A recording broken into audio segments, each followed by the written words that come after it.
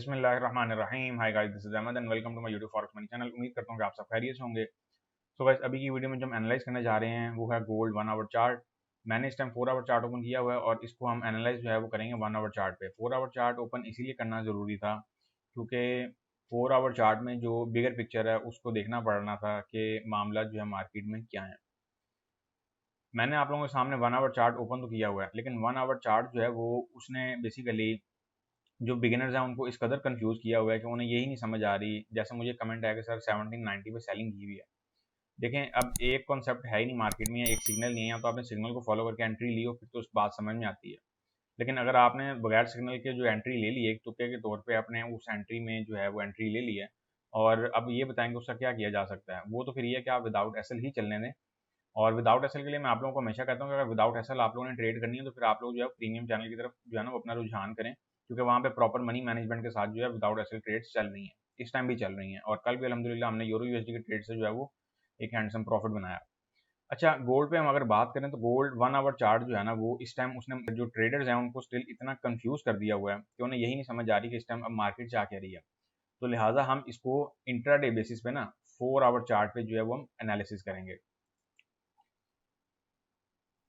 अच्छा, ये हमारे पास आ गया 4 आवर चार्ट। अब 4 आवर चार्ट पे जो कॉन्सेप्ट और बड़ी ही सिंपल सी चीज़ नज़र आ रही है वो क्या आ रही है, इसको सबसे पहले आप नोट करें।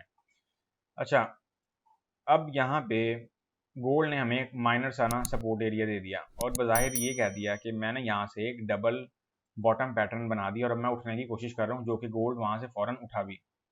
लेकिन एक चीज़ का ध्यान रखा करें, जब मार्केट जो है वो एक टेस्ट या एक सपोर्ट एरिया का टेस्ट या एक रेजिस्टेंस एरिया का टेस्ट दे के फ़ौरन निकल जाए ना, तो वो कुछ मज़ेदार सिग्नल नहीं होता, वो टेम्परेरी मूवमेंट भी हो सकती है, ज़्यादातर चांसेस होते हैं उसके टेम्परेरी मूवमेंट के।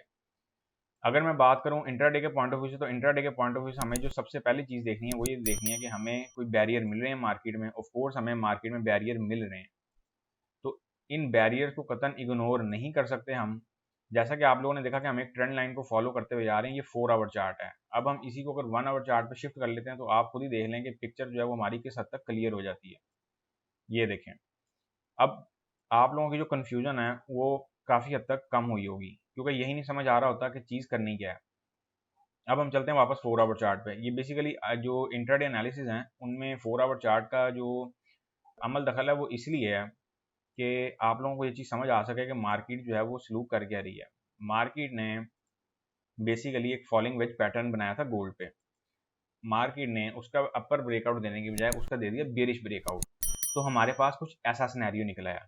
तो लिहाजा आप लोगों ने इस चीज़ को भी बड़ा मद्देनजर रखना है। अगर मार्केट वापस इस वेज पैटर्न के अंदर आ जाती है तो फिर हमारे पास जो मूवमेंट एक्सपेक्ट है वो 18-20 तक की भी हो सकती है। लिहाजा अभी की जो सूरत हाल है वो कुछ ऐसी बनी हुई है कि मार्केट जो है वो इस एरिया को कुछ रेजिस्टेंस बनाने की कोशिश में भी लगी हुई है। इस लेवल को मार्केट जो है वो एक रेजिस्टेंस की सूरत में डेवलप करना चाह रही है। तो ऐसी सूरत में हम लोगों ने कहाँ से एंट्री लेनी है और क्या ट्रेडिंग जो है वो एक्टिविटी हम प्लान कर सकते हैं एनालिसिस को फॉलो करते हुए। हमारे पास जो इंट्राडे का कुछ स्ट्रक्चर बनेगा वो कुछ इस तरह से बनेगा।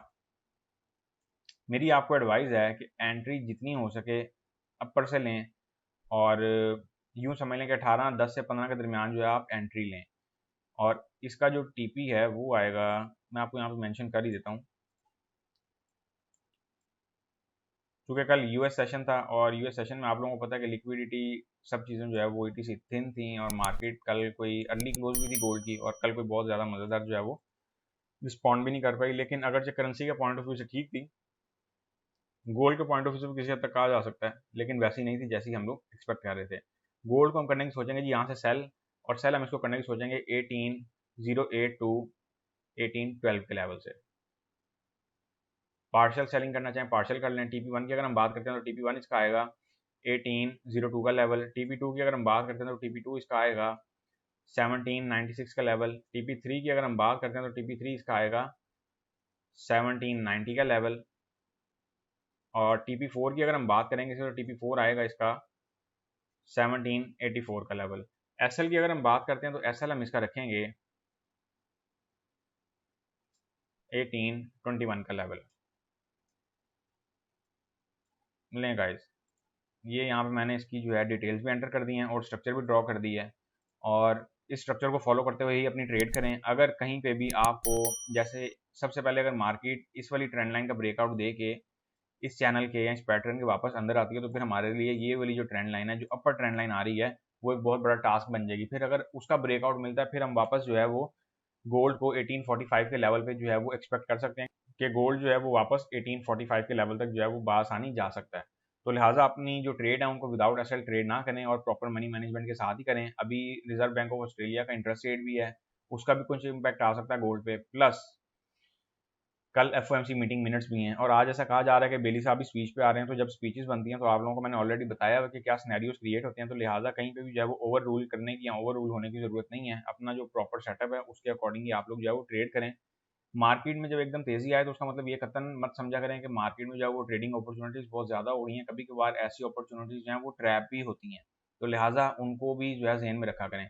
सो गाइस, अब हम मिलेंगे नेक्स्ट वीडियो में, तब तक के लिए अपना ख्याल रखें, दुआओं में याद रखें। अल्लाह हाफिज़।